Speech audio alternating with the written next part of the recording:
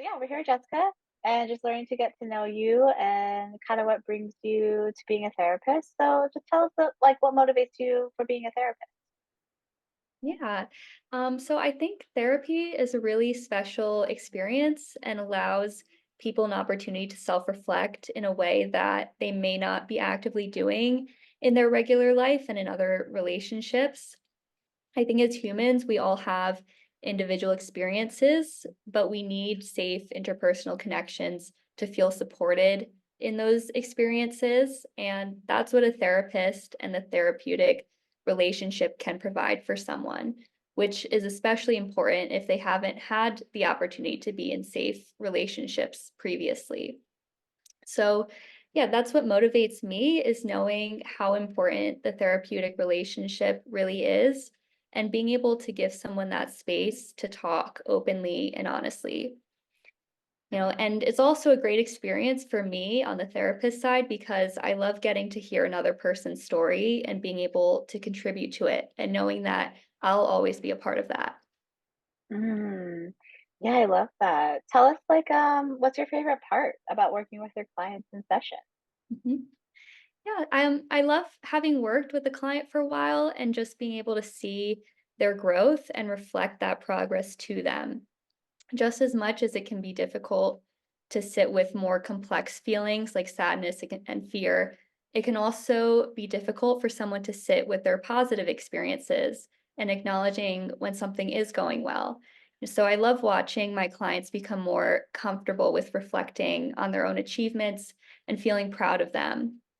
And every client comes into therapy already having their own strengths, and sometimes it just takes helping them to see their resilience. Yeah, I really, really love that. Do you have a favorite skill or knowledge that you like to teach clients? Yeah. So what I like to teach clients, and what can't be said enough, is that having boundaries are necessary for us to function. I often hear clients express guilt when saying no to someone or will overcommit themselves and let their own needs down. And what I like to remind clients is that setting boundaries and prioritizing their needs is not a selfish act and is actually giving them the best ability to be there for someone else when they choose to be. As cliche as it sounds, you can't pour from an empty cup. And in order to be able to implement boundaries, we also need to learn more about what it is their needs are.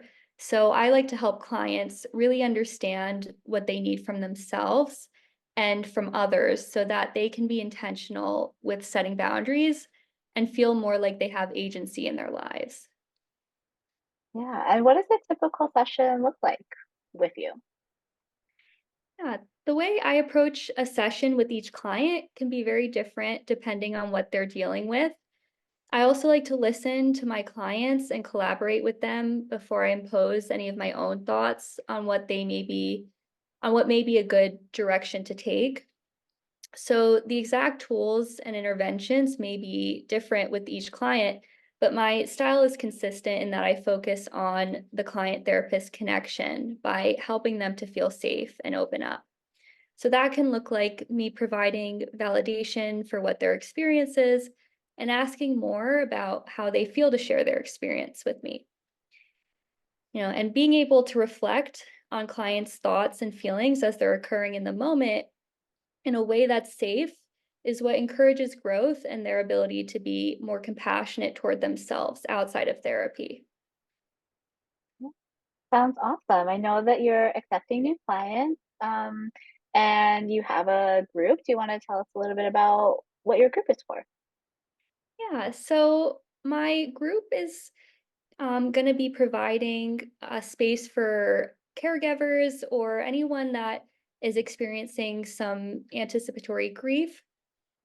My intention for starting this group is to give space to those who are experiencing the physical and emotional toll of having to caregive for someone who is ill, whether Mhm. it's mental illness or chronic illness, while also simultaneously grieving what has been lost in that relationship.